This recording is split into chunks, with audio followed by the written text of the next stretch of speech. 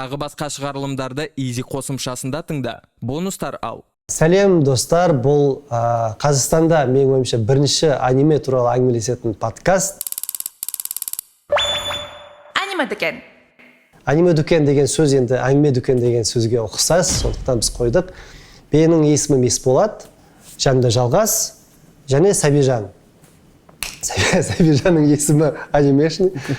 Бүгін біз аниме туралы жалпы сөйлесеміз, өйткені Қазақстанда өкінішке орай ма, менің ойымша қазақша анимені көп біздің көрермендер тұтынбайды. Жалғас бізде енді анименің керемет көрермен болмаса да анимені жақсы көреді, оны сынайды алады. Мәдениетін насихаттайды. Аниме мәдениетін насихаттайды. Иә, біз үшеумізді қосып отырған зат, аниме мәдениетін біз үшеумізді насихаттаймыз. Бүгінгі подкасттың негізгі себебі, негізгі мағынасы осы деп ойлаймын. Біз осындай жиналып қалғанның біз ерекшелігі, Сәбижан, Жалғас, біз үшеуміз жасымыз әртүрлі, бір үш заманнан деп айтуға болады. Бірақ та бұл жерде анименің ерекшелігі бұл жерде көрініп тұр. Өйткені ұрпақтарды біріктіретін. Иә, ұрпақтарды, әр замандағы адамдарды және әр талғамы бар адамдарды біріктіреді. Сол сияқты аниме жақсы көретін адамдар негіз бізді түсінеді. Сондықтан мен осы әңгімені бастау үшін, енді мен бұл жерде жүргізуші емеспін, бәріміз ортақ аниме туралы әңгімелесетін боламыз. Бір сұрақ қойып бастайық әңгімені. Аниме қазақ қауымына немен енді ұнауы мүмкін, енді дыбыстаушы дейміз ба? Сол дыбыстаушылардан көріп отырмыз, қазақ анимені қазақша аудара бастады. Ол көрсеткіш енді біздің Қазақстандағы көрермендердің тұтынғысы келетін көрсеткіш деп ойлаймын. Сондықтан қазақша аниме, қазақша аударылған анимелер келу үшін келе ма, сонымен сұрағым келеді. Қалай ойлайсыңдар? Сол жалпы айтқанда осы қазақша дыбыстаудың өзі бізге келіп тұрғаны көрініп тұр. Себебі кинодағылар, мысалы фильмдерді аударып барып, соны дыбыстап ақырында бастап жатқаны көрініп тұр. Біз енді нақтылай аниме туралы айтсақ, аниме біраз кейінірек келіп қалды, иә? Менің ойымша айырмашылығы мынада сияқты, егер осы уақытқа дейін көркем фильмдерді аудару ол мемлекеттің қолдауымен, бір демеушілердің қолдауымен болып жатса, ал анименің қазақшалануы ол нарықтың өзі жасап жатқан сияқты. Себебі менің бақылауымша TikTokта, Instagramда, Telegramда бірнеше топ бар. Олар аудиториядан ақша жинайды. Жеке студиялар, иә? Жеке студиялар аудиториядан ақша жинап, оны қазақшалап, әр бөлімін шығарып отыр қазір. Бір ондай командалар деп айтайық, топтар өте көп. Ең кішкентайлар да бар, үлкендері де бар, иә. Тіпті халықаралық нарыққа шыққандар да бар, иә. Демек, бұл деген сөз анименің шын мәнінде халықтың арасында танымал екендігін көрсетті. Айтпақшы, мен айтайын деген, бүгін аниме жалпы талқылаймыз, бірақ та бүгін бір қазіргі дүние жүзінде ең бірінші орында тұрған, бірінші, екінші орындар тұрған жын жойушылар дедік па жаңа? Иә, міне мынау.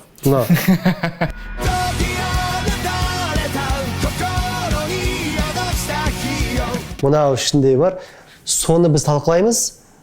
Соның екінші енді бөлімінде бір толық кино қылып шығарған. Ол енді дүние жүзінде касса бойынша үлкен ақша жинады. Дүние жүзінде. Соған байланысты жаңағы алдындағы сұрақ, енді бізде кинотеатрларда сол анимені неге көрсетпеді? Қалай ойлайсың? Енді ол менің ойымша прокатпен айналысатын компанияларға қойылатын сұрақ. Ол қазақша емес, орысшада көрсетілмеді, қателеспесем, көрсетілді ме әлде? Көрсетілді. Өйткені мен білуімше, дәл екінші сезоны қазақша аударылды. Бірақ оны әуесқой аудармашылар аударды, адамдар ақша жинап, солай ғана аударды. Ал былай кәсіби түрде онымен айналысып, оны бизнес ретінде көріп, оны кинотеатрға шығаруға ешкімнің ойы жетпеген сияқты. Мен білуімше, көрермендер біраз білу керек. Жаңағы жеке студиялар, жаңағы әуесқой дедің ғой, олар аударған кезде, олар көбінесе мынандай әлеуметтік желіге бөліктерін ғана шығара алады. Шығаруға құқығы бар. Дәл сол. Қалғаны пираттық болып саналады ғой. Дыбыс жасаушы аудармашылар, олар қай жақтан тағы ақша табуы мүмкін? Егер ешқандай мен көріп отырған жалғыз ғана нұсқа ол қазіргі күнде оны адамдар өздері де істеп жатыр. Мысалы Казаграммар тобы айналысып жатыр, Допамин Voice-та айналысып жатыр. Одан бөлек Телеграмда бірнеше кішігірім топтар бар. Олардың барлығы аудиториядан донат жинайды. Донат жинап, әр бөлімін аударуға донат жинап отырады. 50 мың теңге шартты түрде 50 мың теңге жинайды, 50 мың теңгеге бір сериясын аударады. 70 мың теңге жинайды, 70 мың теңге бір сериясын аударады. Мен көріп отырған қазіргі бізде жүріп жатқан жабайы капитализм деп айтайық, сондай формамен осындай вариант дамып жатыр. Бұл менің ойымша ең идеал нұсқасы сияқты көрінеді. Себебі бизнестің төбеден түскен, бізде Қазақстан жақсы көреді ғой, төбеден бизнес төбеден түседі да. Бізге мына былай бизнес жасайсың деп айтады да, мемлекет айтады осындай бизнес болу керек деп. Болмаса кей бизнестер астынан шығады дейді. Өзі халықтың арасынан өніп шығады. Дәл осы анимеге қатысты, әуесқой аударма, дыбыстамаға қатысты бизнес дәл осылай астынан шығып жатыр да. Белгілі бір деңгейге көтерілген уақытта, әлі біз көтеріліп келе жатырмыз деп ойлаймын, менің ойымша. Белгілі бір деңгейге көтерілген уақытта ол жалпы халықтық сипат алады біріншіден, екіншіден мемлекет оны бақылауға алуға тырысады да, көмектесуге, бір мүмкіндіктер жасауға тырысады деп ойлаймын. Қазір мынадай не бар, енді тағы көрермендер білмейтін шығар, ондай ішкі жақтарын. Ресми жаңағы құқығын алу үшін жаңағы аниме сериалдарын ол енді бір ақша тұрады ғой. Соны алған кезде алып неге таратпайды жаңағы жеке студиялардың өздері? Соның құны қанша білмейсіздер ме? Жоқ, мысалы Ресейді қарасақ, Ресейдегі адамдар өзі дауыстан берген кезде олар әр эпизодта, әр серияда бастайды бүйтіп данный материал для ознакомления деп қояды да болды. Сөйтіп және мысалы сіз айттыңыз осы нұсқа бар.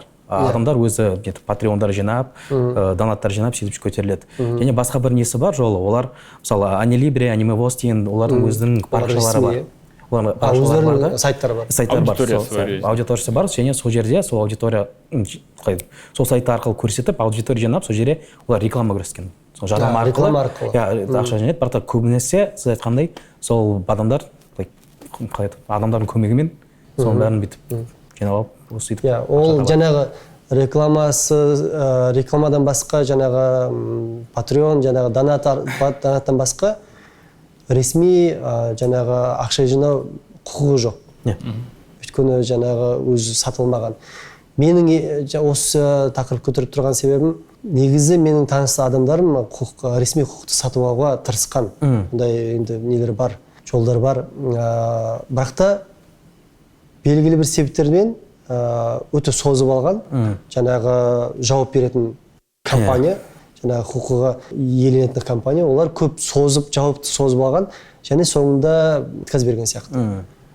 Оның себебі жаңағы менің таныстарымға айтуынша, олардың ойынша біздің нарығымыз біраз дамымаған сияқты. Оларға қызық емес сияқты. Оларда тіпті ақша мәселесі қаралмайды. Ақшадан басқа бір мәселе қарайтын сияқты. Менің ойымша ол нарықтың дамымағандығы туралы көзқарас, ол сыртқы көзқарас емес. Ол ішкі көзқарас. Ішкі көзқарас. Ол біздің өзіміздің адамдардың стереотиптері деп ойлаймын, шын мәнінде. Себебі сыртқы адамдарға, мысалы Жапонияда отырған біреуге, бұл мына жерде қандай нарық бар, оның ақшасы қанша, оған қызық емес. Оған жал лицензиясын сатады отыра береді. Оған бәрібір былайша айтқанда. Ал біздің өзіміздің ішіміздегі адамдардың, біздің өзіміздің ішкі проблемаларымыз деп ойлаймын да. Біз өзіміз қазақ тілді аудиторияға сенбейміз, біздің өзіміздің ішкі аудиторияның потенциалын түсінбейміз. Тіпті оны маркетингтік тұрғыда зерттеп көрмейміз, қанша мүмкіндігі қанша, төлем мүмкіндігі қанша, көрілім мүмкіндігі қанша, соның бәрін менің ойымша онша біле бермейтін сияқтымыз өзіміз. Жаңағы осы зерттеуді жай бір логикаға салсақ, мысалы Қазақстан елінен халқынан аз халқы бар елдердің өзі аниме әртүрлі продуктын тұтынады ғой. Соған байланысты біздің санымыз жетпеді деген ол теріс ұғым, иә? Меніңше теріс ұғым. Себебі жай ғана мысалы интернет туралы алатын болсақ, мен өзім интернетке қатысты бар адам, интернеттің статистикасын көбірек жақсы білемін. Бір ғана мысалы Google News деген сервис бар. Оны мен министрліктерге, болмаса нарықтағы адамдарға барып, неге Google News қазақша жоқ деп сұраймын. Сол кезде айтады, қазақша нарық кішкентай деп айтады да. Сосын кешіріңіз, бірақ Латвияда латыш тілінде бар ғой. Ал Латвия 3 миллион. Қалай демек мәселе Google-да емес. Мәселе Google-дың бізге көзқарасы емес, біздің ішкі адамдардың өзіміз туралы көзқарасымыз. Ал біз осы подкастта мүмкін бірінші рет, мүмкін екінші, үшінші рет жаңағы стереотипті, жаңағы өтірікті жойдық. Әрине. Халықтың саны аз деген ол енді жұмыс істемейді. Жай ғана қарапайым статистика, YouTube деген сервис бар. YouTube'қа бір күнде 13 миллион адам кіреді Қазақстанда. 13 миллион адам күн сайын YouTube сервисін қолданады. Соның 75-80% қазақ тілінде контент тұтынады. Қазақша контент тұтынады. Ол әрине қазіргі қазақша контент, оның сапасына күмән келтіруге болады. Мысалы, сериалдар тұтынады, бір ұятсыз видеолар қарайды, КВН қарайды деп, бірақ ол нарықта бар нәрсе сол ғой. Демек, контент ұсынушылар, то бишь біз, сапалы нәрсе ұсынбай отырмыз деген сөз. Егер біз мүмкін анимемен толтырып тастасақ, адамдар көре бастайды. Контент тұтынушылардың кінәсі жоқ. Негізі. Жақсы, окей. Контент тұтынушылардың да біраз кінәсі бар, 50% ұсынушылардың кінәсі бар деп ойлаймын. Және ұсынушылардың кінәсін біз біраз айттық жаңа. Біз өзіміз ізденбейміз, біз біраз қорқамыз, зерттемейміз, сатып көрмейміз деп. Тұтынушылар, олар таңдаған кезде біраз енді контент ұсынушыларға біраз көрсетеді ғой статистиканы, әлде опроста мүмкін бір көрсеткіш беру керек сияқты. Және біздің жаңағы контент тұтынушылардың таңдауы көбінесе жаңағы Инстаграмдағы стористарды, тиктоктағы видеоларды қалай табуға болады, қысқа видеоларды. Оның жанры бар ма оның видео? Тикток деп. Тикток видео. Соны алады, ол жақта сол ең күрделі мәселе менің ойымша мағына жоқ. Қысқа болса да қысқа метрлік кинолар бар ғой. Оларда мысалы мағына бар, үш актқа бөлінеді, бір оқиға болады, өзінің персонаждар бар. Жаңағы TikTok сияқты әртүрлі видеоларда, мысалы біздің контент-мейкерлер, олар өздерін суретке түсіреді да, бірдеңе істейді, бір ойын ойнайды, сөйтіп жібере береді. И сол енді соны көре береді. Адамдар қазір қысқа болса да сағатымен көретін болды. Сондықтан біз сол мен ойымша сол өздерінің контент тұтынушылардың таңдауы біраз бізді қорқытады. Біз жаңағы режиссерлар болсақ, контент ұсынушылар болсақ, сол біз біраз күмән келтіреді да. Егер олардың өздерінің таңдаулары біраз кеңірек болса деп ойласам, мысалы. Мен ондай көзқараспен келісе алмаймын, себебі бүкіл әлемдік интернет трафикті қарайық та, Қазақстан емес. Ол трафиктің біраз бөлігі порно трафикті, мысалы. Шартты түрде. Подкаст жарайды. Подкасттың екінші бөлімі порно туралы. Шын мәнінде өте ірі бөлігі порно трафик болып. Бірақ енді біз бүкіл әлемнің халқын айыптай алмаймыз ғой. Сендер бәрің порно көресіңдер деп. Айтқым келіп отырған нәрсе. Негізі мен біраз жаман жақты айтып кеттім. Айналып кет тағы анимеге келетін болсақ, былай екен. Осы жақында мен енді осы анимеге байланысты дүниежүзінде әйгілі композитор бар, Джо Хисаиши деген. Соның музыкаларын Қазақстандағы, енді Каспион университетіндегі мықты оркестр бар екен, талант. Мен білмегем оларды. Олар сол музыкасын ұсынды, өздерін бір-ақ күндік концерт жасап. Сол концерт енді бір шатаспасам, осы айда үшінші концерт осы аниме бағытындағы. Және өткен айда болды, бір жаршылда тағы өте көп болды. Не просто оркестр деген. Не просто оркестр, андай үлкен залды жинап жатыр. Хайо Миядзаки бойынша. Миядзаки ғана емес, бүкіл анименің Наруто бар, соның бойынша. Енді сол көрсеткіш мен жаңа алдындағы айтқан біраз қателік екенін көрініп тұр. Өйткені халық барып жатыр жаңағы концерттерге. Жаңағы таңдап жатыр жаңағы мындай музыканы. Ал ол музыкалар енді өте байланысы бар анимеға. Анимені көрмеген адамдар ол музыканы танымайды. Мысалы жаңағы Хисаиши ол көбінесе Миядзакидің туындыларына музыка жазған, Нарутоның музыкасы бар, Титанның музыкасы бар. Солардың музыкасына мен өзім музыкаға айналысқандықтан мен өте жақсы көрем, өте сапалы музыкалар оларда. Әндер, музыкалар. Және соны таңдаған кезде олар тек қана аниме көріп барып тыңдайды, таниды. Соған қарағанда бізде тұтынушылар бар. Бірақ та жаңағы сенімен енді келсем, мен енді өзгере беретін адам сияқты. Енді келсем, өйткені ұсынушылар, контент ұсынатындар енді сол қорықпай, нарыққа енді анимені берсе. Мысалы, мен өзім нақты өзімнің енді жақсы көретін аниме туралы айтсам, дүние жүзінде енді ең әйгілі деп айтуға болады. Оскар сыйлығының иесі, «Унесенный призраками» орысша, ағылшынша қалай? Spirited Away. Вот, сондай аниме, содан бастасақ болушы еді деп ойлаймын. Мысалы, кинотеатрдан, қазақша. Және сол Spirited Away сияқты өте көп, Миядзакидің да, Макото Синкай бар, Исао Такахата бар, Миядзакидің досы. Солардың туындыларын біз қазақша аударып көрсете бастасақ, ол дүние жүзінде ең әйгілі, ең сапалы туындылар деп саналады. Аниме бағытында, жанрында. Сондықтан мен өзім сол оларды өте жақсы көргендіктен, мен өзім бірінші боп бәріне жарнама жасап, сөйтіп барушы едім. Содан кейін қазір енді қателеспесем, тіпті дүние жүзінің аниме тұтынушыларының санын көбейткен жаңағы Титан, содан кейін қазіргі мықты болып шыққан жын жоюшылар. Жойқындар дейміз ба, жоюшылар дейміз ба? Жын жойғыш деп аударып. Жойғыш деп, жын жойғыш деп. Мен аса қазақша үзінділерін көрмедім. Әртүрлі аударған сияқты. Бірнеше нұсқасы бар. Бірнеше нұсқа, иә. Соны қазір біз талқыласақ. Өйткені соны талқылап, бізде жарнама жасауға болады ғой енді. Подкаст, аниме туралы. Одан бұрын біздің мындай аты бар, The Big Three деп, үлкен үшеу дейді да. Олар Наруто, One Piece және Bleach деп саналады негізі. Сол мысалы дүниежүзілік сол маркетке шығу үшін анимені білген ол бірінші Наруто. Мысалы қарасаңыз, Қазақстандағы анименің 10-нан 8 адамы біріншісі ол Нарутоны көрген. Мен бұл жерде мен жаңағы өзімнің алдындағы айтқанымды бір түсіндірейін. Мен Нарутоны әлі көрмедім. Нарутоны көрмеген адамдар, сен көрмедің бе? Көргем. Нарутоны көрмеген адамдар бар екен. Олар Міне отырмын. Иә, мен отырмын. Олар өздерінің көрмеген себебін бір түсінікпен қорғайды. Өйткені Наруто қазір көрген, мен ойымша көрген адамдардың өзі түсінеді, қазір көрген керегі жоқ. Ол біраз ескіре қалған сияқты. Сосын менің өзімнің талғам бойынша өте көп сериясы бар аниме қарамаймын. Ол бір шаршатып жібереді, уақытты дұрыс табылмайсың, сол сияқты. Оны қазіргі нарық зерттеушілер оны өздері де біліп, қазір сондай көп сериясы бар аниме шығармайтын сияқты.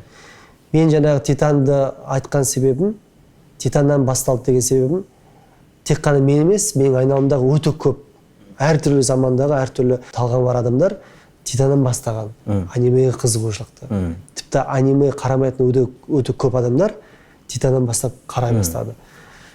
Жалпы мынандай нәрсе айтып кету керек, бізде анимені енді ғана зерттеп жүрген, енді ғана танысып жүрген адамдарға анименің бір ерекшеліктерінің бірі ол әртүрлі жасқа арналған, соған байланысты өздерінің жанрдың атаулары бар, және жанрдың атаулары әртүрлі талғамға байланысты, бірақ та жасқа байланысты анимелер де бар. Олар өздерінде градация жасайды, андай жас бойынша. Мысалы, Титан ол жас балаларға көрсетпейді. Ол жақта көп қан, көп андай қатыгез нелер бар, сценалар бар. Сосын егер Титанмен жаңағы жын жойқынды салыстырсақ, ол жерде біраз төменгі жасқа көруге болады. Қанша соғыс қылыш болса да, қан болса да. Менің ойымша ол неге байланысты? Өздері мендерінде айтыңдар, менің ойымша Титанда біраз күрделілік тақырып. Ана жерде жерге таласу, бөлісу, және бір үлкен дүниелік соғыста ұқсаған соғыстар бастап кетті. Және бір таққа таласу, және тағы геноцид деген сияқты бір үлкен сондай күрделі заттарды талқылайды, көрсетеді. Жаңағы жын жоюшылар қайта кринок деп айтқым келе береді. Орыс тілдің жаңағы контентті біз көп тұтынамыз ғой, соның енді кедергісі осы ғой. Қайта кіре береміз, өзіміз ойымыз соғырша болып кеткен. Тек басқа бір тақырып ашып жібереді. Негізі сол айтқаныңыз жанрлар бар, сол Kimetsu no Yaiba дегеніміз, ол Сюнонға жатады. Наруто, One Piece соған бәрі.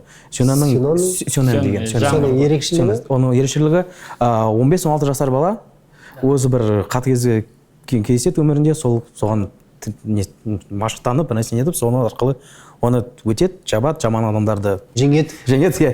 Дәл осы жерде сол нені бастайық, жын жоюшыларды бастайық. Иә. Менің айтып келгені, мен өзім ең бірінші қызыққаным, ең бірінші сезонда әңгімелессек, ол жерде бір мен көрдім осы аниме туралы.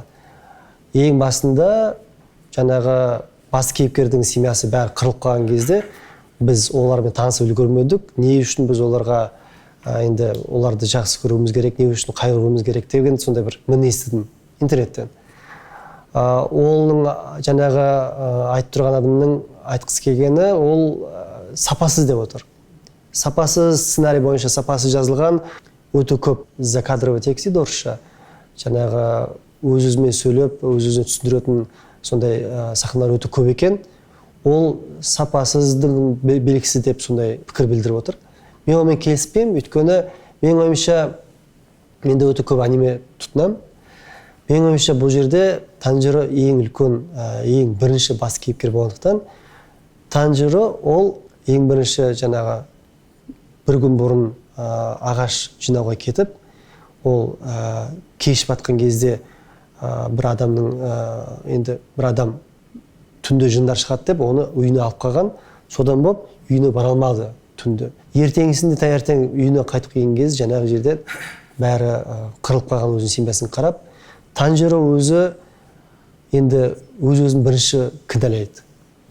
Менің ойымша бұл сценарий бойынша өте жақсы ой, жақсы идея. Өйткені көрермендерге Танжироны көрсетіп тұр, өз-өзін қатты кінәлайтын бір кейіпкерді көрсетіп тұр. Және не болғанын, не болды екен деген сахна көрсетіп тұр. Кім қырып кеткен? Жаңағы түнде Танжироны алып қалған кісі де айтты, түнде жындар жүреді, сондықтан сен түнде жүрме деп. Сол жерде екінші тағы айтатын қарындастардың біреуі, кіші қарындасы ғой деймін, ең кішісі тірі қалады. Ол жай тірі қалмай, ол жартылай жынға айналып тірі қалып қойған екен. Ол енді алдын ала айтқан кезде жартылай жынға айналған сондай болмаған, иә? Толығымен жын болған, шынымен. Шынымен толығымен жын болған. Манганы оқыған адам бұған сенеміз, бірақ та спойлер айтпа. Бізде мысалы менің айтқым келгені жаңағы Недзуко, Недзуко сол кейіпкердің мағынасы меніңше. Енді әрине бәр көрерменше ол Танжироға енді үміт беріп тұр. Танжиро енді басты кейіпкер ғой. Сонда көрермендер бас кейіпкердің оқиғасын қарау керек. Әр кинода сондай болады. Сонда бас кейіпкер егер сондай Недзуко сияқты бір құбылыс болмаса, ол өзін өлтіре ме, әлде қызықты емес кейіпкер болады. Сондықтан жаңағы тағы да бір үлкен табыс, үлкен жақсы идея Недзуконың жартылай жын қып, сосын сол Недзуконың толықтай адамға қайтарам деп сол үмітпен, сол арманмен осы оқиға басталады. Менің ойымша үлкен енді жақсы ой. Ана адамның пікірмен мен толығымен келіспеймін, себебі анименің өзі ашылған кезде, манганың өзі ашылған кезде көрсетіледі кішкентай бір үй, бір отбасы тұр, көріміз әкесі жоқ. Түсінеміз, Танжиро осы үйдегі бір жалғыз ер адам. Сол үшін ол бар көмір тасып, анау ағаш ұрып, ол не істейді, қалаға барып келеді. Сол кезде кішкене бір диалогтар болады оларда, балалармен арасында. Ол Танжиро бар бір нәрсе жинап келейік, мысалы. Анасы үйде отырады, ана тамақ жасайды. Біз сразу түсінеміз, оның моделі бар екен. Біз өзіміз сондай жерден келдік қой, ауылдағы адамдар көп бар. Сөйтіп бір ер адам болсаң, біреу бір сондай заттарды сол функцияны атқарады да жетіп барады. Ерте есейіп кеткен бала. Соны түсінеміз. Осы отбасы оған өте қадірлі, себебі ол оларды за них ответить деп қалай. Солар артын қарайды. Солар ол кетеді де, не істейді, ол үйге қайтқысы келген тезірек. Бірақ сол күні ол да бір ауада қателеспен бір нәрсе сезген да, солына. Сол кездегі жын ба? Мудзан ба, ең бастысы кім еді? Ең бастысы сол Мудзан. Сол Мудзанның есін сезеді де, ол түсінеді, бір нәрсе болып қалатын шығар, ештеңе етпейді, қанша жыл болды, ештеңе болған жоқ, қалсам ертең кешірек келсем. Танжироның ерекшелігін айта кетейік, көрермендерге сондай ерекшелігі бар. Ол иісті қатты сезеді, жақсы сезеді өте жақсы. Сосын ол үйге қайтып келген соң, мен айтарым, оның отбасы жай өлген жоқ, қырып қалған жоқ, олар баузалды деп айтсақ болады ғой, себебі келеді де неге қатыгез болды, себебі келеді де адам психикасы моментально сыну керек, ол өзі сразу жиірек құлап жылап бастайды да, потом естиді Незуканың несі бар, иісі әлі бар екен көріп тұрады да, ол әлі тірі екен, барып Незуканы іздейді, апарады и сол қалаға қайтадан жүріп барады. Менің ойымша бұл Demon Slayer'дің басқа жаңағы үлкен үштік деп айттық қой, Bleach, Naruto, One Piece үштікпен ұқсастығын білдіреді де. Мысалы, Нарутода Саске болса, Нарутоны алға жылжытқан, оны дамуға, өзгеруге итермелеген кейіпкер Саске болса, One Piece'те алға жылжуға, итермелеуге, кейіпкерлердің бәрін өзгеруіне әсер еткен ол қазына, One Piece деген қазына болса, ал Demon Slayer'де ол бас кейіпкердің өзгеруіне, оның көзқарасының өзгеруіне, өзінің ары қарай дамуына әсер еткен ол қарындасы болды.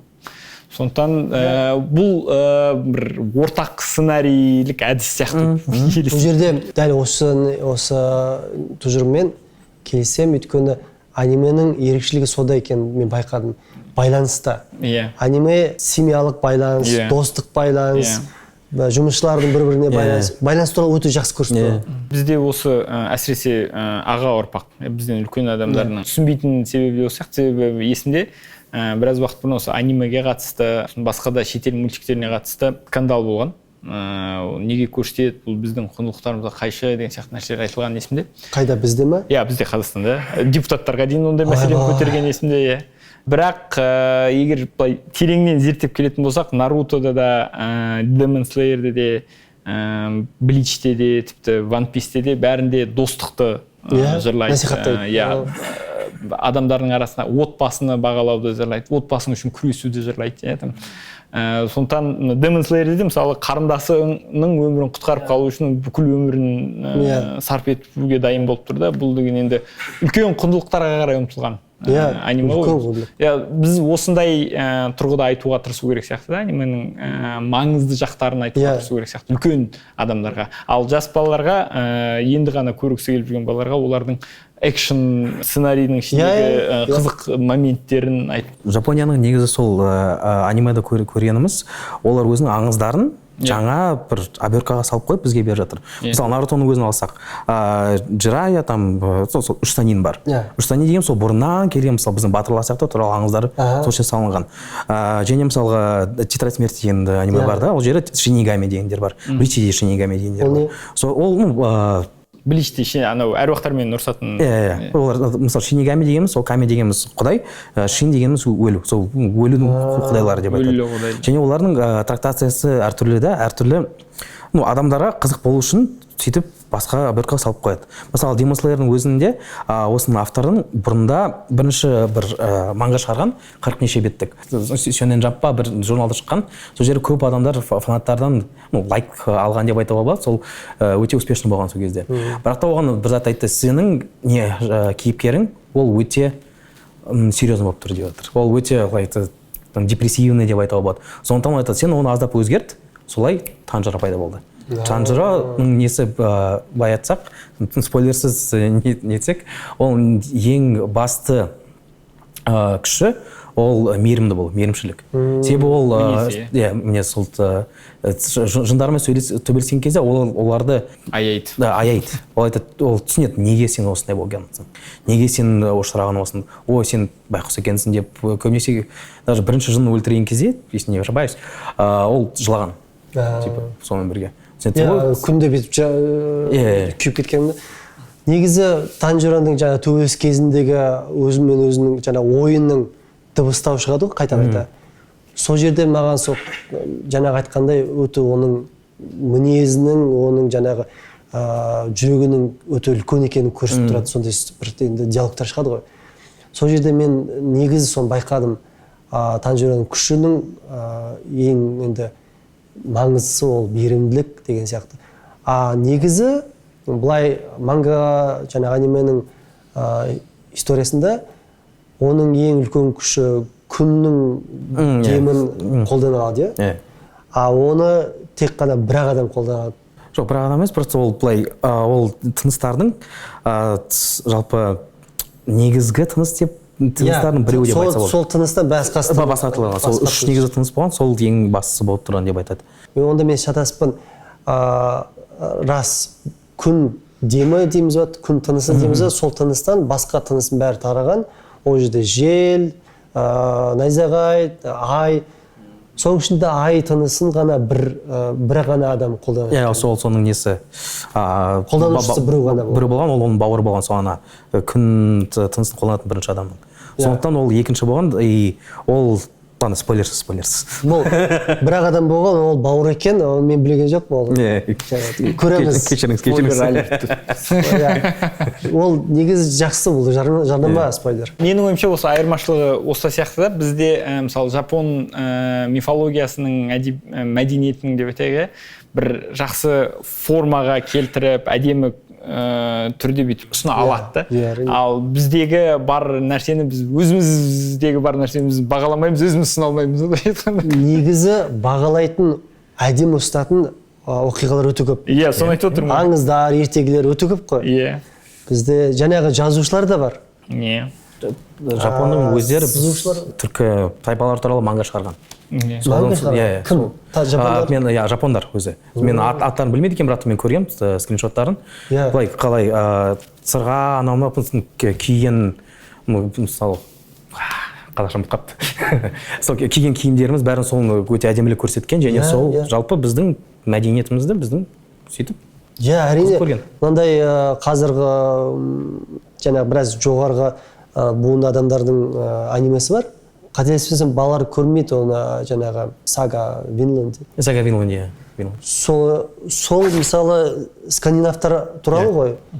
Олардың енді тарихын, олардың аңызын, олардың болмысын өте керемет көрсеткен. Жаңағы аниме. Жапондықтар.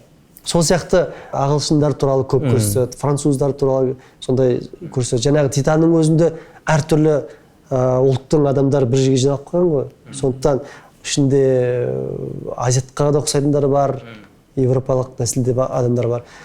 Сол себептен негізгі жаңағы мен қайта-қайта бізде неге сондай болмайды деген жауса беретін себебім, бізге жасап тіпті беріп көрсетіп тұр. Жаңағы аниме бізге келсе, біз көреміз. Оны қазір мысалы зерттеушілер, тарихшылар көп қой бізде. Негізі көп шығар. Мен білмеймін негізі. Қазір ғана мен байқауымша жаңағы подкасттарда жаңағы кімдер бір кітап шығыпты ғой. Бір великое небо деген ба? Вечное небо. Зира Наурызбай. Иә. Сол кісі Вечное небо қазақ. Сол кісі мысалы енді 10 жыл бұрын болмады ғой. Әлде ешкім танымады. Сол кісінің қазіргі пайда болғаны, сол кісінің сондай адамдардың қазіргі шоуларға шығып, подкасттарға шығып жүргені менің ойымша жақсы көрсеткіш. Енді ғана біз өзімізді бағалап шыдап тұрмыз деген сияқты. Бұл жерде айта кететін нәрсе, менің ойымша бұл жерде мәселе формада емес, тәсілде, әдісте емес, ол біздің ішкі өзімізді өзіміз қабылдауымызда проблема осы да. Себебі мына қараңыз, жаңа ең басында айттық қой, неге қазақша көрсетпейді деп те, ол біз өзімізді өзіміз бағаламай отырмыз да. Қазақша қойсақ қазір ешкім көрмей қалады деп ойлаймыз. Ол не? Ол бағаламау деген ол ұялу ма? Ұялу, травма, комплекс, колониальное мышление, бәрі ішінде, бәрін бір қазанға қойып, ішіне қайната берсе болады, ішінде сорпа бар. Мен өзімнің анау үйімдегі есікке гештальт деп жазып қойғам. Қайта-қайта жауап береміз да. Сондықтан бірінші кезекте біз өзімізді өзіміз бағалауды үйренуіміз керек. Өзіміздікін өзіміз тұтынуды үйренуіміз керек. Содан кейін барып, егер біз өзімізді бағалап бастағаннан кейін барып біздің ішімізден жақсы өнімдер шыға бастайды деп ойлаймын мен. Әрине. Бағалау үшін не керек? Бағалау үшін санамызды өзгертуіміз керек. Абстрактный жаққа қарай кетіп қалай Білім, иә? Білім, өзімізді зерттеп жаңағы. Мысалы, мынандай нәрсе, біраз күрделірек шығар мына тақырып. Мысалы, жаңағы өзіміздің ертегілерді айтсақ, бәріне белгілі, Мыстан кемпірді алсақ, Мыстан кемпір туралы көбісі мынандай тарих біледі, мынандай ертегінің осындай жарысын қана біледі, кейбіреу мынандай біледі, а негізгі оның қандай кейіпкер екен, онымен не болған, қайдан туған ешкім білмейді. Мыстан кемпірдің оқиғасын ешкім білмейді. Мыстан кемпірдің оқиғасы ол қайдан келген кемпір.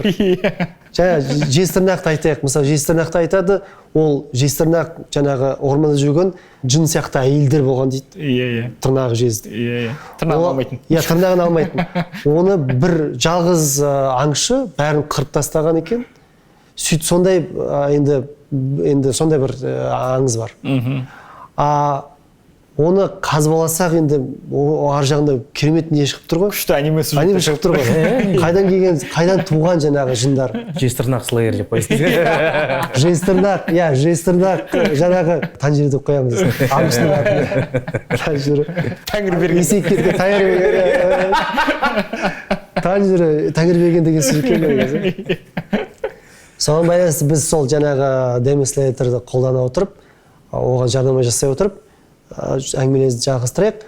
Demon Slayer'да маған мынандай сұрақ қоямын, өзім бастаймын, бірінші жауап берейін. Ең жақсы көріп қалған кейіпкер ішінде мынау. Әде киіп отырмын, Ренгоку. Бұл жерде қазір Сәбижан нақтырақ айтып береді. Бұларда кім деп жатыр? Хашыра дейді екен. Бұны енді жаңағы орысшада аударсам трек деп аудардым. Стоп деген трек деген бір мағына білдіреді ғой. 12 ма хашыра бар екен. Соның ар жақ бер жағы. Ар жақ бер жағы. Кейбіреуі бұрынғы хашыра бар, қайтыс болған деген сияқты. Олар хашыраның мағынасы ол ең мықты күрескерлер. Ең мықты жаңағы жоюшылар, жынды жоюшылар. Жындармен қырылысып жүріп, кейбіреуі қайтыс болған, кейбіреуі әлі бар. Оның ішінде күшімен бір 4-ші, 5-ші, 6-ші сол осы. Әлде ең әлсіздеу ғой дейме, сол оның ішінде. Жоқ, былай, олардың өзінің бір жақсы жағы бар, күшті мықты жағы бар. Бірақ та былай ранктар көп шын айтса, интернеттен қарасаңыз, адамдар былай, өзі мынау адам мықты себебі болып битетін еді деп. Сол ерекшеліктер туралы өзінің рейтингінде. Ерекшеліктері туралы әңгімелессек, адамдар түсінеді, неге рейтинг әртүрлі. Мысалы, мына Рингокуда оның күші, оның қарусы жаңағы жалын демі, жалын тынысы. Жалын тынысы ол көрермендер білу керек, Танжиро көп қолданады. Судан кейін сол жалынға барған кезде жалын судан да біраз күшірек. Танжироның ерекшелігі осы жерде айта кету керек, өте көп әдісті біледі. Жаңағы соққы тәсілдерін біледі. Мына кейіпкер неге маған ұнап қалды? Осы 2-ші сезонда әлі көрмеген адамдар көрсін, қайтты спойлер жасамаймын. Бұның ісі жандағы кішкентай охотниктер, аңшылар дейміз ба, әлде күрескерлер дейміз ба? Күрескерлер, мечниктер. Күрескерлерді құтқару үшін, өзінің жаңағы қарсыласын жеңу үшін үлкен бір қадамға барады. Оны айтпай қой, қандай қадам, бірақ та оның жаңағы сөйлеген сөзі, ісі мені қатты таңғалдырды. Сол үшін мен сол Рингоку қанша мысалы біраз уақыттан кейін ол кейіпкер жоқ болады, қанша жоқ болса да мен есімде қалған сол ең жарқын кейіпкер осы. Оның өзінің ісіне байланысты. Өзі сөйлеуі, жаңағы кішкентайларды құрметтеп, оларды қорғайтынына байланысты. Сендерге қандай кейіпкер ұнады? Менікі қарапайым, Незуко, себебі няшка. Өйткені сен зенитсі Незуконы жақсы көреді ғой? Просто себебі кейіпкерлердің көбісі әрқайсының өзінің артында жолын жүріп келген жолы бар. Олар қалай не істеген, қандай қиыншылықты көрген қарасаңыз, мен сондықтан біреуді таңдай алмай жатырмын шын айтса. Себебі бәрі жақсы, бәрі өте күшті жазылған. Ерекшеліктерін айтсақ, ерекшелік. Негізі бәрі былай схемамен жүр. Біз білетін, мысалы, даже Марвелді арсақ, супергеройларды арсақ, бір зат болды, жаман зат көрді. Сондықтан басқа адамдар сол жаман затты көрмеу үшін ол сол затпен күресіп жатыр. Деп айтуға былай өте қарапайым сөзге қойсақ, әрине бұл жалпылай. Мен өзімнің болмысын біраз мындай кішкентай детальдарды байқаған жақсы көремін. Бұл жерде байқағаным кейіпкерлерде мынандай оқиғалар бар екен, өздерінің бұрынғы қайдан келген, қалай пайда болған. Мысалы, есіме түспей тұр, жыланы бар хашыра. Атын несіне жатыр? Абайға ұқсайтын, атын қаптым. Абайға ұқсайтын. Абай деген сөзге ұқсайды. Абай, сол жыланның аты да бар. Ұяшықтың ішінде жатады екен, жаңағы хашыра, әлі сол хашыра емес, бір күрескер болған ба. Сол кезде жылан келіп, достасып, екеуі бір-бірін танып, мәңгі өмір бойы жан дос болып кеткен екен. Сол екеуінің достығы енді менің ойымша өте енді ерекше. Жыламен анның көбелек ниндзя деген аты бар. Қыздың соны есінде жоқ аты. Оның қылышында уы бар екен, жындарға қарсы. Ол уының күшінің енді бір жерде жазылып тұр. Күші 700 есе көп екен. Жаңағы жынды өлтіретін удан 700 есе көп у бар. Төбес кезінде қылышты сабына салған кезде бір дауыс шығады екен, ол удың құрамын өзгертеді екен. Сондай бір ерекшелігі бар екен. Жаңағы жыланға байланысты хашыры, жаңағы ниндзя көбелек екеуінің жылдамдығы өте жылдам екен. Ең бірінші жынды аты кім еді? Кибудзан бе? Мудзан, Кибуцуджи Мудзан. Кибуцуджи Мудзан, иә, Мудзан. Дұрыс айтып жатырсың. Фамилиясы Мудзан әйтеуір. Иә, Мудзан ба? Иә. Майкл Джексон. Мен де сөйтіп салыстырды. Сол Джексонмен қарсы төрешкен кезде жаңағының жылдамдықтары, ерекшеліктері білінеді екен. Сол мен бір байқағаным, қазір мен сендерге сөз беремін. Ең бірінші жынды өлтіреді ғой, Танжiro. Әрең өлтіреді, бачты болып, содан кейін жаңағы маска киген мұғалімнен үйреніп келіп, келесі жынға өткен кезде соны тіпті қиналып өлтіреді. Содан кейін жаңағы орманда келеді ғой, бәрі жаңағы өзінің зенитсу, жаңағы достармен. Иноске. Сол кезде бір өрмекшінің жанұясымен қырылсады ғой. Сол кезде өте қиналып, әрең өлтіре алмай жүрген кезде жаңағы бір хашыры келіп, бірақ олармен өлтіре салады. Сол кезде жаңағы сахнада көрініс әлі қанша уақыт дайындалу керек екенін көрсетіп тұрды. Бір жағынан өзі қызықты. Оның Танжироның өсуі жаңағы жынды өлтірудің жылдамдығына байланысты көрсетіп тұр. Содан кейін қанша хашираға біраз жетсе де, екінші, үшінші сезондарда андай ең үлкен жындар шығады екен, оны жаңа деуші ме, жаңа Айлар, иә. Жаңа ай дейді екен. Солардың біреуін өлтіру, бұл енді бірнеше серияға созылады. Сондай қиын. Оның хашираның көмегінің өзінде. Сондай ерекшеліктерді мен енді байқадым. Ол енді менің ойымша көрермендердің ең жақсы көретін кадрлар, сахналар сол неге байланысты, шайқасқа байланысты. Басқа ерекшеліктер естеріңде бар ма? Хаширалардың? Мен өзім кейіпкерлер туралы келген кезде маған трикстер кейіпкерлер ұнайды көбіне. Олар не жақсы емес, не жаман емес. Бірақ олардың әрекеті, олардың қабылдаған шешімдері оқиғаны алға қарай жылжытады. Сондай кейіпкерлер көбірек болса маған қызық сияқты болып көрінеді. Мен ондай кейіпкер мысалы дәл осы Demon Slayer'дің ішінде тек қана кімді байқадым ондай кейіпкер ретінде әлгі хаширалардың басында тұрған адам бар ғой, көзін тыртығы бар. Сол кісі маған трикстер сияқты болып көрінеді. Неге екенін білмей. Оның оқиғасы соның бүкіл жанұя, оның ұрпағы бір қарғалған, бір ауруға шалдыққан. Ол ауру ең бірінші жын тістегеннен пайда болған екен. Сондықтан, мысалы, әлде мен қателесіп отырмын ба? Бір спойлерсіз айтсақ, ол Мудзан соның үйінен шыққан. Мудзанның сол байланысы бар.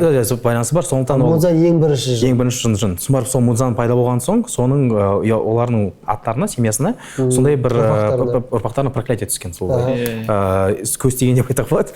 Көз тиген рас. Сол көз тигеннің сол қандай несі бар? Көрсеткіші 25-ке дейін ба, әлі 30-ға дейін? Балалар вообще олар 2-3 айдан кейін өліп қалатын болады. Сондықтан солар сонымен күресу үшін оларға әртүрлі императорлардың қыздарын берген. То есть үйіндегі адамдар. Императордың қыздары ғана оларды емдей алады. Емдей алып, барып, және солардың өзінің бір регенерациясы несі бар да, күшті бар солардың. Соның көмегімен олар әрең 25-30 жанын сақтап тұрады. И то 25-30 жасқа шейін ғана.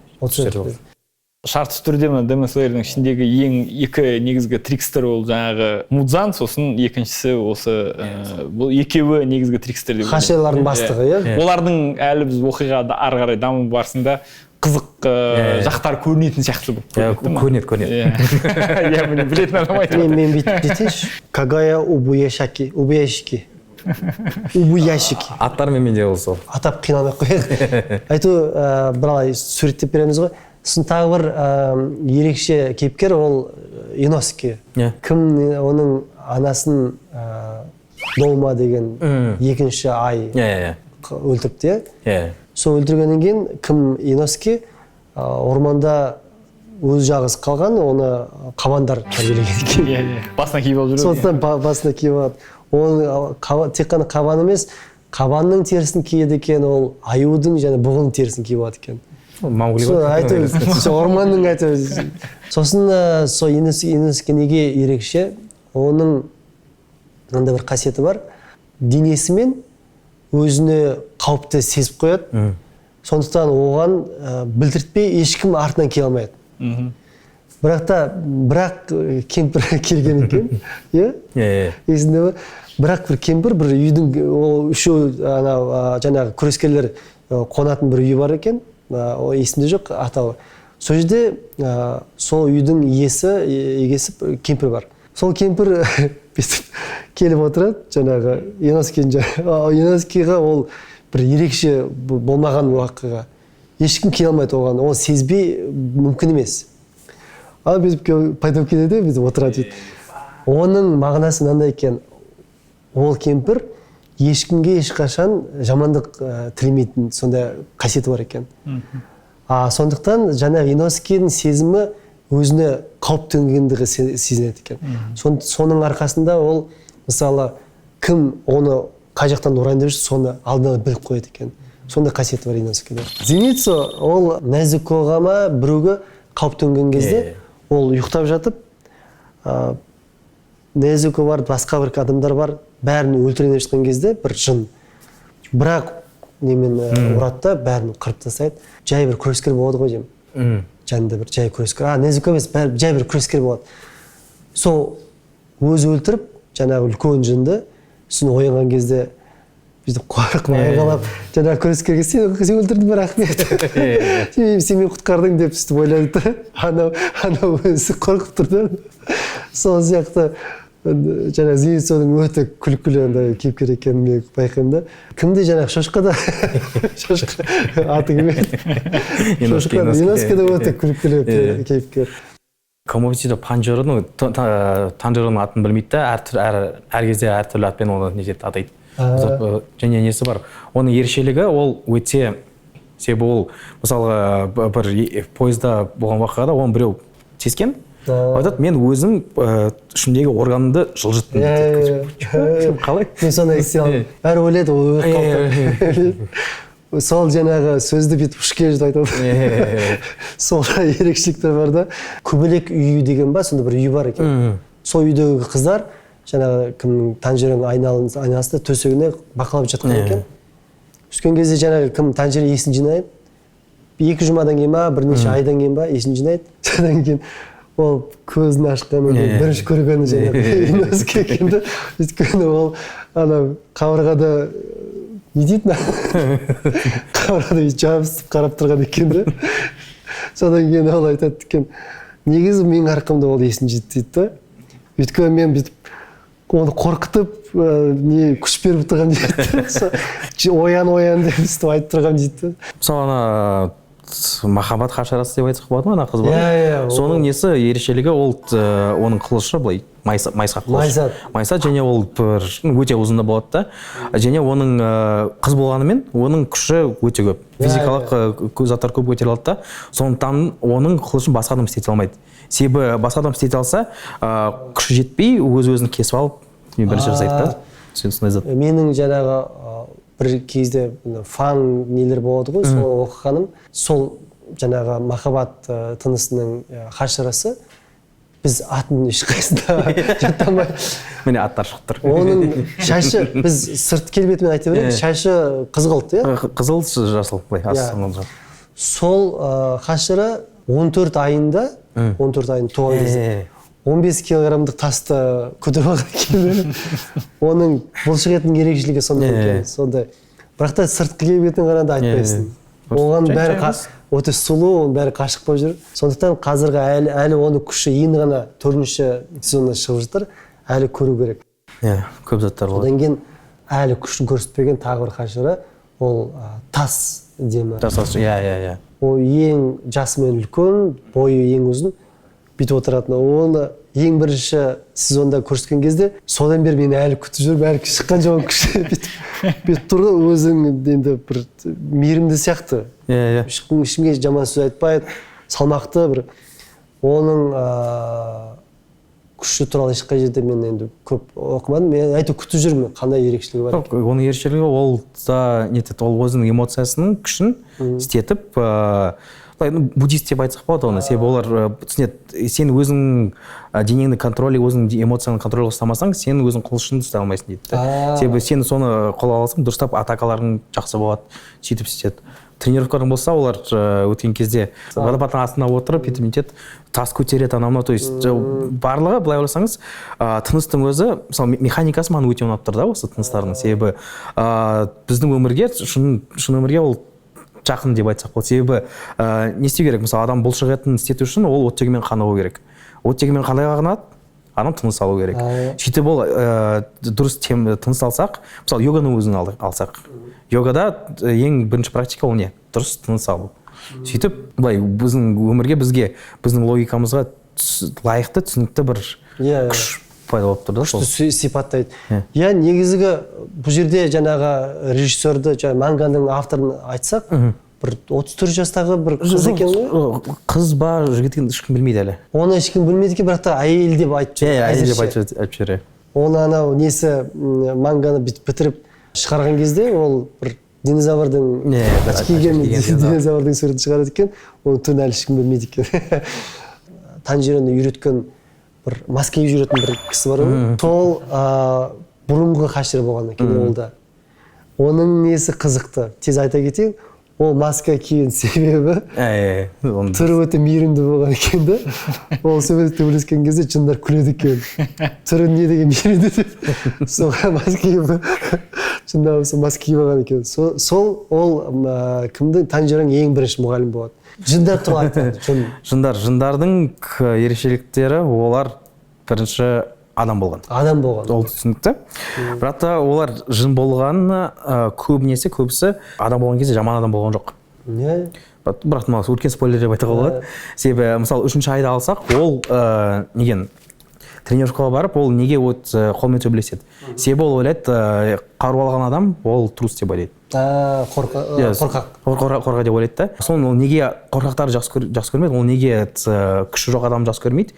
Себебі оның оқиғасында оған жақын адамдарды біреу умен өлтірген. Уды біз білеміз, ол қорқақтың қаруы деп айтамыз. Сонан ол, бірақ та ол жын болған соң, оның есінде жоқ, адамда кім болғанын, адам кезінде кім болғанын есінде жоқ, бірақ соңында айтпай қой. Оның менде есім келмейді, қанша монтаж болса. Негізі мен айтқан сөздер тоже çalmasanız себебі мықты. Жоқ, бұл жерде мысалы бұның ерекшелігі біз тек қана жарнамалап жатырмыз. Тағы бір ол ұрлықшы болған екен өзі. Ұрлықшы болған. Ұрлықшы болған екен, жаңағы адамдар ұстап алған адамдар оны ұрып, жаңағы қолдағы таңбалар, ұрының таңбасы. Ұрының таңбасы салып тастаған екен. Сондай. Содан кейін жын болған кезде оның таңбасы көбейіп кеткен. Ол өзінің жаңағы несіне байланысты, адамдар өлтіргеніне байланысты таңбалар көбейіп кеткен. Татуировканы таңба дейміз бе, не дейміз? Тату дей беру. Дей берейік. Сол маған негізі жындардың ішінде біраз енді адами бірдеңесі көріп қалған сол Аказам аты. Қайсы еді оның түрі қандай? Жаңағы үшінші ма? Бірақ та ол соңында ғана көрінеді. Ол өлерден бұрын сөйтіп оның оқиғасы ашылады. Мұнамен төбелесетін сол ғой. Сол кім Танжероның айғалағаны қашып бара жатқан кезде мықты сахна. Есіңде ме? Трус. Сол жаңа сен айтқан әңгімеге сол неге жынданды қашып бара жатып. Бірақ та өзінің өмірін сақтап қалмақшы болды, күн шыққанша орманға кіріп. Енді бұл жерде әлі күшін көрсетпеген жын Еноскедің анасын жеп қойған екен деген даума. Екінші. Оның ерекшелігі неде екен? Тек қана әйел мен қыз әйелдерді ғана жейді екен, жаңағы Аказа ол әйелдер жемейді. Ол әйелдер жемейді екен. Сондай айырмашылық бар. Сол себеп па айту 4-ші сезон басталған кезде жындар, жаңа жындар 6-ау бәрі кездеседі ғой. 5-еу, тірі қалған 5-еу. Сол кезде анау кәдімгідей жынданып жек көреді ғой кімді екінші айды үшінші ай бүйтіп басын кесіп тастайды сол бірдеңесі бар сияқты сен білетін шығарсың. жоқ ол ақмен ол бізге түсіндірілмейді неге ол тек қыздарды жемейді екен. Сол мен түсіндірсем спойлер болып кетеді екен. Ана кім екеуінде бір просто сол идеологиясы ғана қарағанда себебі мүмкін оның мінезі ұнамайды ма. Олар да адам ғой, сол просто мінездерімен дұрыс. Ананың кімнің қыздарды әйелдерді ғана жейтін өзінің түсініктемесі олар құнарлы, еттер құнарлы дейді. Сондықтан біліп жүріңіздер, әйелдің еті құнарлы. Еркектердің жаңағы Танжер әрине біз ең басты кімді жынды айттық, Майкл Джексон ұқсайтып. Майкл Джексон, иә. Одан басқа енді оның ерекшеліктері өте көп. Оның күштері біраз көрсетеді. Ондай басты ерекшелігі ол күндіз жүре алатындығы болса керек. Түнде ғана жүрді ғой деймін. Түнде ғана жүреді. Солай ма? Кім соны тек қана күннің демімен ғана өлтіруге болады. Басқа демдер өлтіре алмайды екен. Соның несі ғой, жалпы win condition'ы Мудзаның, ол күннен қорқады. Тек қана сол күннен ғана қорқады. Сондықтан сол күн тынысы оны өлтіре алмайды. Соны қазір жеп жатқан заты ол біз анимада көрініп тұр, ол бір химикаттар жасап, гүлді іздеп, анау күнде жүргісі келеді. Күнде жүргісі келеді. Сол күнде жүрсе болды. Адамзат жоқ болады, бәріміз болып кетеміз. Жаңағы гүл соған байланысты, жаңағы сол гүл арқылы іздеп, көгілдір ма, бір фиолетовый ба, сонда бір гүлді іздеп. Сосын дәл осы жерде не туралы айту керек? Бір жын бар екен, баласы мен анасы. Кім Танжер ең бірінші жаңағы Мудзаны көрген кезде, кім аман алып қалады, Танжерді алып кетеді. Бір әйел. Әйел. Ол жын. Сол әйел бір дәріні іздеп, ол дәріні шығарады. Сол әйел ғой демей шығарады, кімді қайтарады, жынды адамға қайтарады. Протов спойлер. Мен сол әйелді көрген кезде таң алдында адамға көмектесіп жіберген жындар. Баласы мен анасы екеуі. Содан кейін 2 сезон жоқ кеткен кезде мен ойладым, қайда кетті деп. Соның бір мағынасы бар екен, ол бір мысық арқылы соған бір несін тауып. Кім Танжері бір жынды өлтірген кезде соның қанын мысық арқылы жаңағы әйелге жібереді екен. Соны кішкентай бір детальдар бар да, сондай. Сонысымен ұнайды, мен осы аниметі сондай несімен ұнайды. Неге айтқанда, мысалы, Танжердің қалай күшті болғанын айтқан кезде мен есіме түсті. Жалпы осы Кимецуда қанша 3 сезон, 4 сезон болып тұр. Бір сезонда 20 неше серия бар. Нарутоны қарасақ, қанша серия? 800 серия. Бізде сол бір сезонның ішінде, былай айтсақ, 24 серияда сол 100 серияның негізі заттарды салып қойды да, сол үшін былай ойласақ, бұл анименің эволюциясы деп айтуға болады. Себебі олар түсінді, былай адамдарға фан-контент былай филлерлер керек жоқ. Бүйтіп тезірек жеу керек дейді. Бірақ та филлердің өзі негізі капиталистік несі бар. Неге? Себебі ол ақша. Нетеді, эфирге салады, сөйтіп табылады. Сондықтан, мысалы, Бличті алсақ та, сенің схемалары бәрі бірдей. Адам бір жаман кездеседі, онымен табадан таяқ жейді, барады, тренироваться етеді, қайтып келеді, таяқ береді. Сөйтіп дамиды да. Сол жағынан Танжер Demon Slayer'ның несі ұнағаны, олардың дамуы бір-екі ай емес, жыл болады. Мысалы, экзаменға дайындалған кезде 1 жыл болған. 1 жыл өтті, нетті қатты, мысалы, тасты жарды, бәрі жатты, келді. Бірақ та ойлайсың, мықты болған шығар дейді. Демонды көреді, демоннан таяқ жейді. Түсінесің, демонның қандай күшті екенін түсінесің де. Және неліктен сосы адамдар бәрі, неліктен үлкен осы проблема болып тұрғанын түсінуге болады. Дұрыс дедіңіз. Күшті. Негізі жындарды былай адамның кедергілері, адамның өзінің іштегі бір қате ойлары сонымен теңестіреді ғой. Мысалы, ағасы мен қарындас жын бар ғой, 6-шы жаңал. Олардың оқиғасында, адам кезінде оқиғасында өте қатыгездік өмірде өткен ғой. Оның өздерінің ата-анасы ұрған, кішкентай кезінде жаңағы қарындасын жаман үйге берген, үлкен адамдар қолданған бір самурайлар, шал самурайлар. Соған қарындасын қорғайын деп өзі жаңағы таяғы жеп, тағдыр өте нашар да, өте қайғылы. Сол кезде, мысалы, мына оқиға нені көрсетіп тұр, адам әділетсіздіктен болып жынға дейін баруға дайын. мысалы кімнің өзі жаңағы мудзаның өзі дәл керек кезінде келеді ғой, жаңағы домаға да, жаңағы аказаға да, ағасы мен қарындасыға да дәл екеуі бір-бірін жерге көмейіндеп жатқан кезде ма келеді, жарақаттанған, әлі тірі, бірақ та ағасы қайтыс болған ғой дейме, әйтеуір бір жерде жерге көмейіндеп жатқан кезде келіп екеуін жынға айналдырады. Ол екеуінің 3-ші сезондағы ең соңындағы серияда ол екеуінің оқиғасын көрсеткен кезде кейбір адамдар айтады, бұл бекер деп. Маған өте ұнады. Ол тіпті бүкіл осы оқиғаны жауып тастады. Енді жаңағы айтылмаған зат қалмаған сияқты да. Соған байланысты. Ал онда біз негізі жаңа Демон Слейтерді айта берсек көп. Есімізге түсіре берсек көп. Мен ойлағам, осы Демон Слейтерді әңгімелесіп болғаннан кейін қазақша қандай анимелер болуы мүмкін, аниме бағытындағы жарасымды сондай оқиғалар бар ма деген сияқты. Оны біз ортасында айтып кеттік біраз. Жестердің ақсылы Сол тағы да егер ойлар болса, қазақша мысалы, біздің мақсатымыз не ғой? Тек қана енді номер 1 анименің енді жапондық анимелерді көрсету емес, оны тарату да емес. Қазақстанда мүмкін сол сияқты бір бағыт пайда болады. Өйткені суретшілер өте көп, 3D графистер өте көп, талантты бәрі.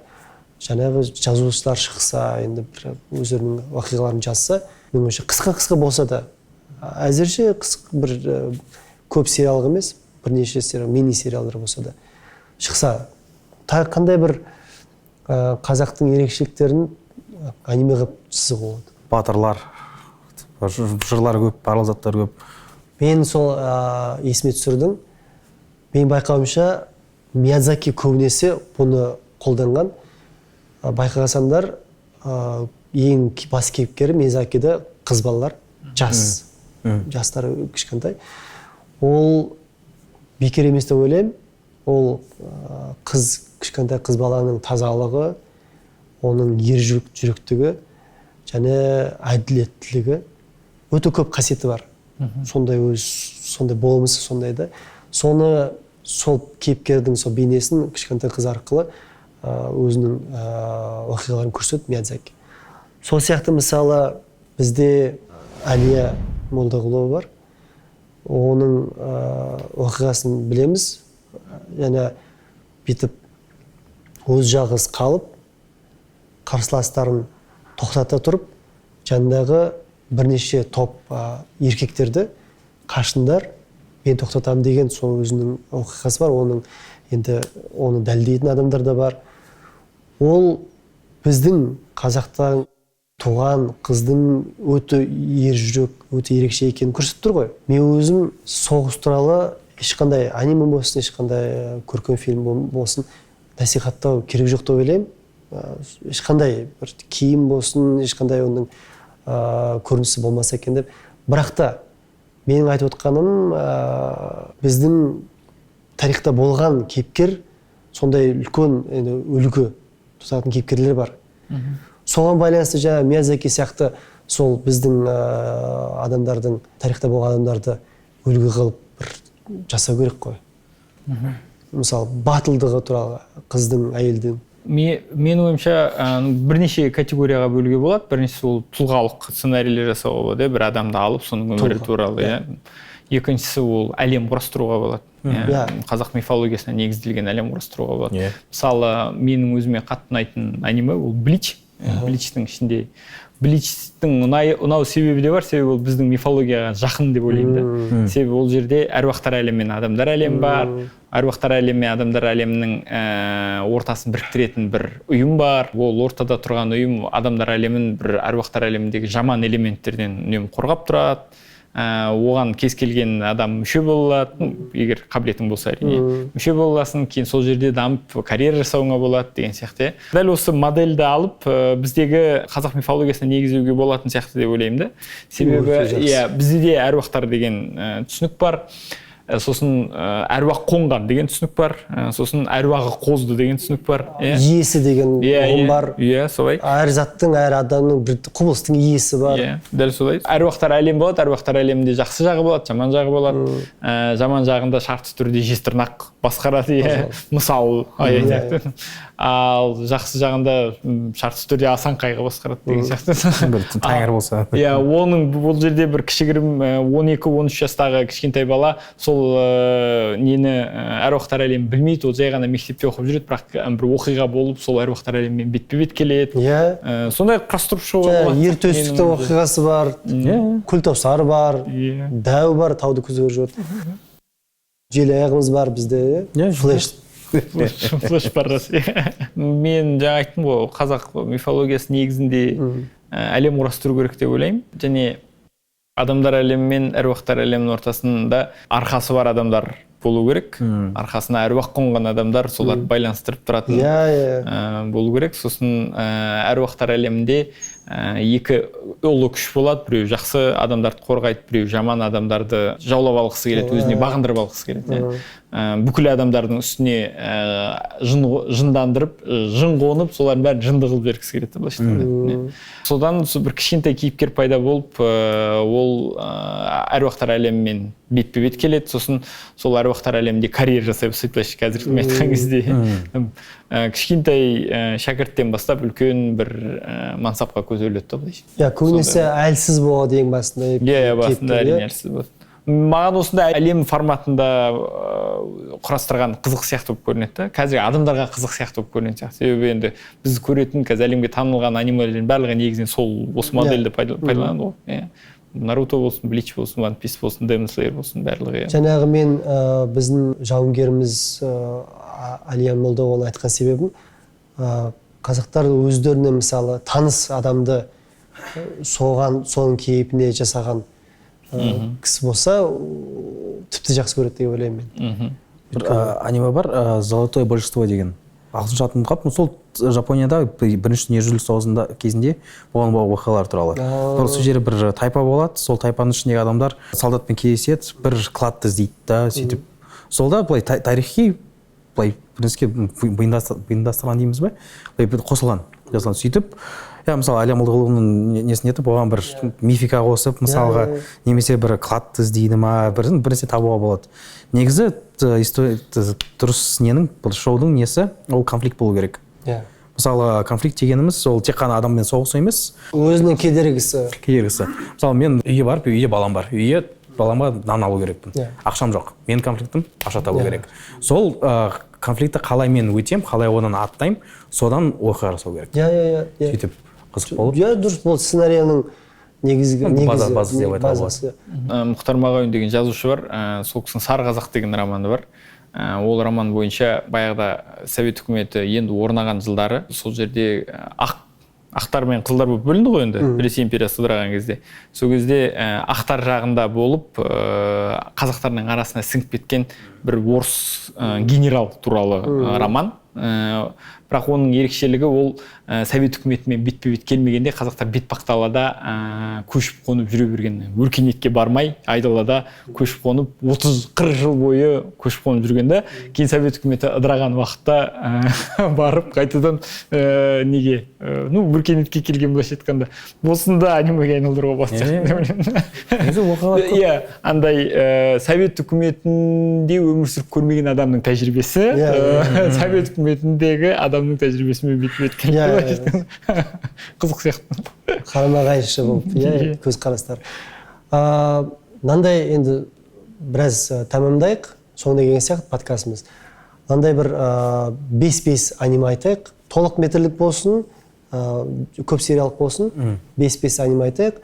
Бір-біріміздікіне сәйкес келмесе жақсы. Мысалы, сен айтқаннан кейін мен қайта алмаймын. Самурай Чамплу. Кейон деген аниме бар. Бэк деген аниме ол күшті, ол музыканттар туралы. Great Teacher Onizuka деген бар. Тетрадь смерти дейсің. Мен айтайын ба? Кезікпен келе жатыр па. Принцесса Мононоке, One Punch Man. Маған білмеймін неге екенін білмеймін, Баракамон деген сериал ұнап қалды. Титан, секундына 5 сантиметр деген деп айтайық қазақша. Сол бесігін көру керек. сен кім кеңес бересің? Мен Лапутан айтуға болады. Ой. Одан кейін «Семь смертных грехов» деген аниме бар, иә. Сосын «Рагнарёк» деген аниме бар. Тотороны айтатын шығар. Акираны айту керек шығар. Акира классика. Аниме деген. Біз аяқтадық, біздің енді әңгімеміз жақсы болды, және енді әрине адамдарға ұнайды деген үміт бар. Көрермендерге рахмет, жалғас, Сабижан, керемет әңгімелеседі екенсіңдер.